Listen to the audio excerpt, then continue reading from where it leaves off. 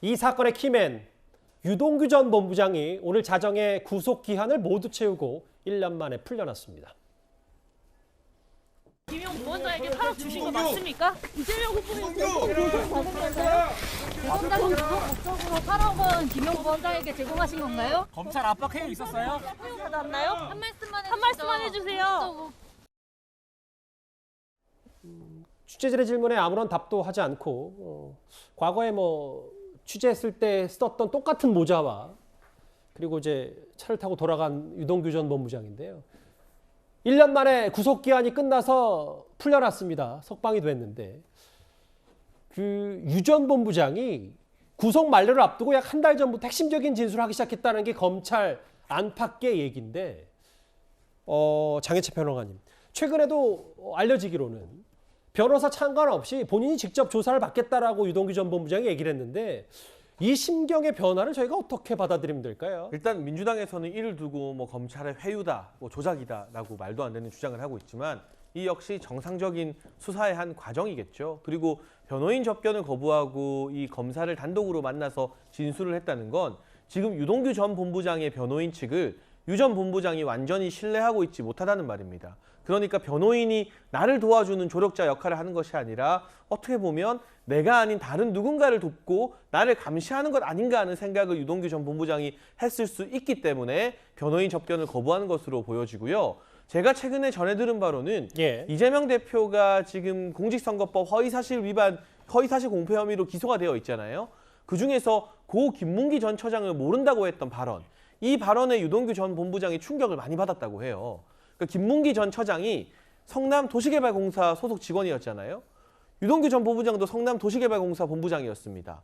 두 사람이 정말 서로 함께 일하면서 잘 아는 사이였는데 참 불미스럽게 안타깝게 돌아가신 분이잖아요. 그분마저도 모른다고 하는 것을 보면서 좀 인간적인 배신감을 많이 느낀 것이 유동규 전 본부장이 구속기간 만료 전에 좀 진술을 하게 된 주요한 심경의 원인 중 하나로 보인다는 이야기도 전해 들었습니다. 그러니까 어디까지나 추론이긴 한데 장혜찬 이사장님 말씀은 일단은 만약에 그 말이 맞다면 유동규 전 본부장이 최근에 이렇게 심경 변화가 있었던 계기는 바로 이 김문기 전 처장의 아냐 모르냐, 이게 지금 공직선거법 위반 재판까지 간 과정 이런 부분까지 지적하는 거죠. 그런 데서 꼬리 자르기 하는 것을 보면서 배신감을 느꼈을 것이고 사람이라면 누구나 그렇다면 자기 자신에 대한 보호나 이런 것도 전혀 이루어지지 않겠구나라고 생각을 했겠죠. 그래서 지금 이 국면에서 여러 가지 자금과 관련된 혐의로 수사를 받고 있는데 유 전 본부장이 모든 것을 다 소위 말하는 뒤집어 쓰게 된다면 본인이 짊어지게 될 형량이나 처벌의 수위가 너무 무겁지 않습니까? 굳이 그렇게까지 사실을 숨기면서 본인이 모든 죄를 다 뒤집어 쓸 정도로 이재명 대표에 대한 의리나 신뢰가 이제는 남아있지 않은 상태다. 그렇기 때문에 진실을 밝히기로 결심했다라고 보는 게 타당한 추론이겠죠. 물론 제가 유동규 전 본부장을 직접 인터뷰한 건 아니니까 왜 마음이 바뀌었는지에 대해서는 정확히 알 수는 없습니다. 민주당에서는 유 전 본부장 석방과 관련해서 검찰의 회유가 있었던 거 아니냐, 그러니까 수사 거래 아니냐 이렇게 주장을 했었죠. 오늘 여당 단독으로 열린 대검찰청 국정감사에서 이원석 검찰총장 이런 말을 했습니다. 검찰이 유 전 본부장을 회유를 해서 수사협조를 받았다고, 구속기간이 연장되지 않은 것은 검찰의 거래 때문이다, 이렇게 해서 지금 현재 김용 정치자금 위반 부분에 대해서 회유 의혹을 제기하면서 불법 수사로 지금 이제 검찰 수사에 대해서 비난을 하고 있습니다. 그런 분에 대해서 저희가 회유가 될 수가 있겠습니까?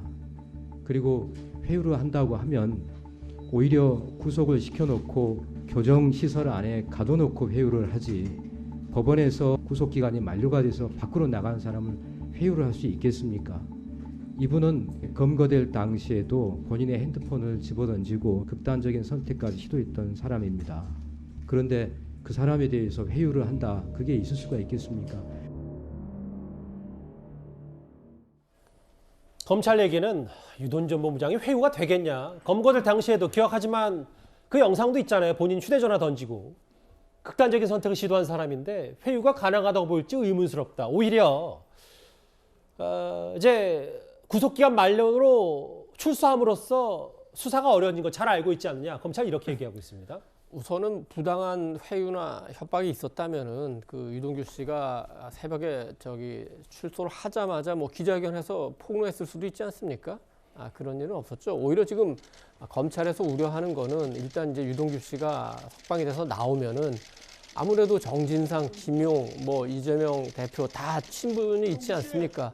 그럼 그쪽에서도 어떤 식으로든 그 접근을 하려고 하지 않겠습니까? 그럼 그게 오히려 수사를 조금 어렵게 만드는 거 아니냐. 그리고 그 감옥에 있을 때도 유동규 씨의 변호사는 그 지금 법조계에서는 정진상 씨나 이 측에서 소개해서 변호를 했던 걸로 보고 있는데 이분들이 이재명 대표에게 유리한 쪽으로 계속 그 유동규 씨를 좀 몰아간 거 아니냐 이렇게 의심을 하고 있고 어제 사실은 그 저 서울중앙지검 그 국정감사에서도 그런 얘기가 나왔죠. 그렇기 때문에 지금 뭐 회유 협박 그 저희 주장은 그렇게 뭐 적절한 건 아닌 것 같습니다. 김준일 대표님, 예. 일단은 맞아요. 이현석 총장 말처럼 과거에 본인이 압수수색되고 체포되기 직전에 저렇게 휴대전화 던졌던 유동규 전 본부장. 이런 회유 협박 민주당의 주장이 어불성설이다. 딱 잘라서 말한 뭐 이현석 총장의 근본적인 혐의 입증 자신감도 분명히 있을 텐데요. 그러니까 뭐 민주당이 얘기하는 주장의 근거는 이런 거죠. 일반적으로 지금 구속 상태에서 수사를 하는 게 편한데 예. 구속을 연장할 사유도 있었거든요. 뭐 새롭게 혐의가 드러나고 위례 신도시도 또 수사에 들어가고 그러니까 수사에 더 연장을 검찰이 할 수도 있는데 검찰이 연장을 안 하고 풀어줬다.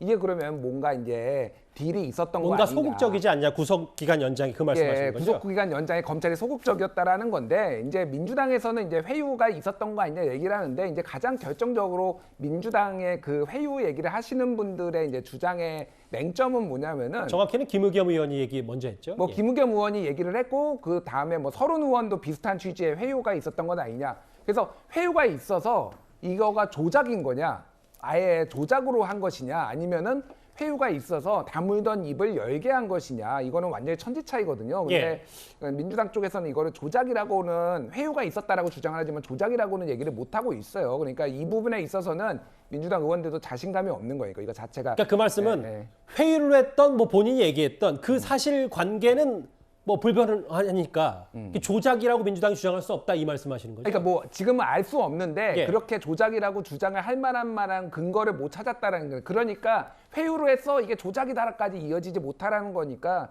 그런 부분들은 그러니까 정치적 레토릭이다. 지금 회유라는 단어가 나온 거는 그렇게 봐야 될 것 같습니다. 이원석 총장 오늘 법사위 대검찰청 국감에서 이게 어떻게 회유가 되겠냐. 유동규 전 본부장의 과거 사례까지 얘기했습니다. 앞서 잠깐 영상에 나갔던 저 장면이요. 1년 전 유동규 전 본부장은 압수수색을 당하기 전에 저렇게 휴대전화를 밖으로 집어던지기 전에 이번에 이 정치자금법 위반 혐의로 체포된 김용 부원장과 통화한 적이 있습니다. 김용 선대위 본부장하고 정진상 부실장이 유동규 씨 압수수색 당한 날까지 통화했다는 그 보도가 있었는데요. 이제 본인이 김용 본부장과 통화했다는 시인을 했는데 전 뭐 특별히 기억나는 게 없네요. 그분들이 본인들이 입장을 냈다니까 그분들한테 한번 확인을 해보시는 게 좋지 않을까 싶습니다. 유동규 전 본부장의 8억 원을 정치자금으로 받았다라는 게 검찰의 시각이고, 근데 당시에 김용 부원장 6차례, 정진상 부실장 8차례 통화한 얘기를 했다. 영상 통화한 거 아니냐, 통화 기록 안 남기려고. 당시에 김용 부원장이 지극히 정상적이다, 사실 확인위해서 뭐 여러 가지 얘기할 수 있던 거 아니냐, 이렇게 얘기를 했었거든요. 지금 그 이재명 대표의 최측근이 그 정진상, 김용 이 두 사람인데요. 이 두 사람과 유동규 씨는 서로 도원 결의를 맺을 정도로 어떻게 보면 패밀리라고 그때 당시 볼 수가 있는 거예요. 예. 그러면 이 당시에 유동규 씨는 본인이 심리적으로 압박을 엄청 당하고 있을 때입니다. 그러면 가장 핵심적인 사람, 이재명 대표의 최측근, 그다음에 자기와 도원 결의를 맺은 두 사람 하고 통화를 한 거예요. 도원 결의는 일단 국민의힘의 주장입니다. 네. 예. 그러면 그 두 사람이 누구냐면 지금의 이제 그 체포된 김용 씨잖아요. 그러면 그 당시에 이 김용 씨는 자기는 유동규와 통화한 적 없다고 또 발을 뺐어요. 발뺌을 했어요. 부인했어요. 근데 결과적으로 뭐 그걸 계속 부인할 수가 없는 자료가 나오니까 통화 사실을 또 시인을 합니다. 근데 이분들이 그때 당시만 해도 좀 자신감이 있었던 것 같아요. 왜냐하면 통화 기록 흔적을 안 남기려고 지금 영상 통화를 하고 신경을 계속 쓰고 있잖아요. 이때까지는 사이가 되게 좋은 거예요. 왜 그러냐면 정권 교체가 되지 않고 이재명 후보가 그 당시에 대통령이 된다면 여기서부터 추론입니다. 정의 네, 추론. 말씀하시죠. 예. 그러면 사실은 유동규 이분은 진실을 토해낼 필요가 없는 거예요. 예. 근데 이제 정권 교체가 됐어요. 윤석열 대통령이 되니까 그 뒤로 제가 이건 추론인데 예. 유동규 씨는 그 안에서 심리적 압박을 엄청 받았을 것 같아요. 아니 제가 이 진실을 얘기 안 하고 계속 이렇게 가면 나는 정말 오랫동안 이 깜빵에 있어야 되는데 어떻게 하나 얼마나 고민하겠습니까? 보통 사람도 고민을 할 텐데. 네. 그렇기 때문에 저는 그 변호인들도 이제 입회하지 않도록 본인이 만약에 본인이 변호인을 원하는데 검찰에서 그걸 막았다 그러면요. 가만히 있질 않죠. 예. 유동규 씨도 그렇고 유동규의 변호인들도 가만히 있겠습니까? 예. 근데 지금 유동규의 변호인들이 가만히 있는다는 건 뭐냐면 검찰이 막지 않았다는 걸 본인들도 시인하는 거예요. 예. 그러면 유동규 씨 스스로 변호인들을 지금 입회하지 않도록 하고 자기가 진실을 지금 다 하고 있다는 건 결과적으로는 제가 추론한 그게 맞지 않는가 이렇게 보고 있죠. 그러니까 정 의원님 말씀은 어쨌든 당시 유동규 전 본부장이 압수수색당하고 체포되기 직전까지만 하더라도 두 사람은 통화할 정도로 관계가 좋았다가 그렇죠. 정권이 바뀌었고 유동규 전 본부장이 심리적으로 불안하기 때문에 그런 모든 이유에서인지는 알 수 없지만 이렇게 핵심 증언 8억을 줬다. 김용 부원장에게 이 증언을 했다. 그렇죠.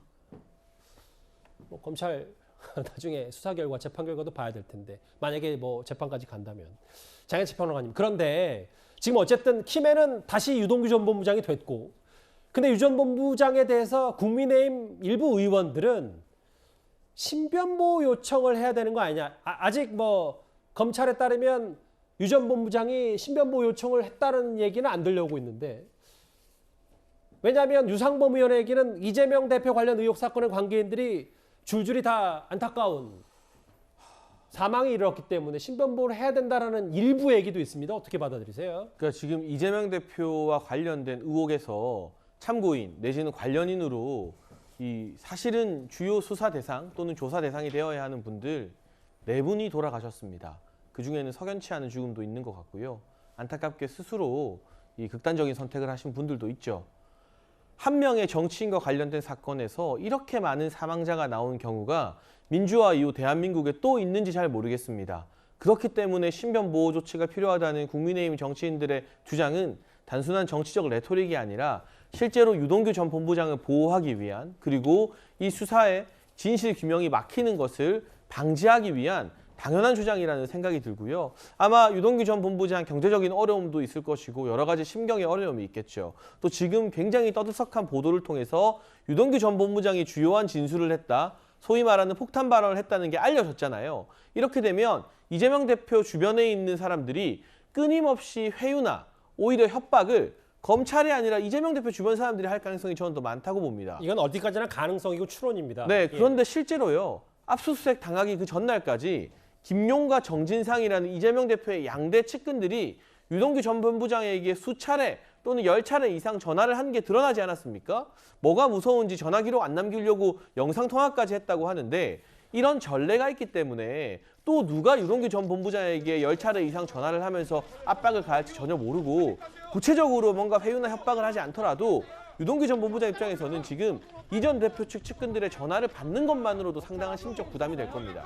그래서 최소한의 신변보호 조치가 꼭 필요하다고 생각합니다. 아슬아슬한 얘기를 좀 하셔서 다시 한번 말씀드리지만 이재명 대표에 관련된 의혹, 그 연루된 분들의 안타까운 죽음과 이재명 대표와의 관계를 정확히 연관할 수는 없습니다. 그건 분명합니다. 예. 그 유동규 씨가 왜 중요하냐면 유동규 씨는 정말로 아는 게 많아요. 무슨 소리냐면은 위례 신도시 대장동 사업을 성남도시개발공사 기획본부장으로서 주도를 했어요. 그리고 백현동 사업은 하지 말라. 성남도시개발공사에서 손 떼라. 본인이 직접 지시했어요. 그럼 그 과정이 어떻게 된 걸 다 압니다. 그리고 유동규 씨는 정진상 씨에 대해서도 잘 알고 김용 씨에 대해서도 잘 알고 또 이재명 대표에 대해서도 잘 압니다. 예. 세 분이 대장동, 백현동, 위례 신도시에서 어떤 역할을 했는지도 잘 압니다. 그리고 우리 장평론가가 잠깐 얘기했지만 아마도 함께 그 성남도시개발공사에서 일하다가 안타깝게도 극단적 선택을 한 유한기, 김문기 씨에 대해서도 잘 알기 때문에 만약에 마음 먹고 유동규 씨가 아는 모든 거를 밝힌다면은 정말 엄청난 그 후폭풍이 일어날 수가 있는 거죠. 두 분 말씀엔 여러 추론도 좀 많이 섞여 있고 다시 한번 말씀드리지만 이재명 대표 주변과 관련된 의혹 사건 거기서 숨지거나 혹은 뭐 극단적인 선택을 한 분들과 아직 이재명 대표 직접적인 연관은 이재명 대표도 직접 밝힌다시피 아직 확인된 게 전혀 없습니다. 일단 이 사실을 알려드리면서 이번 주제 마무리하겠습니다. 신변보호 얘기가 뭐 검찰 쪽에서도 나왔기 때문에 이 얘기 짧게 만나봤고요.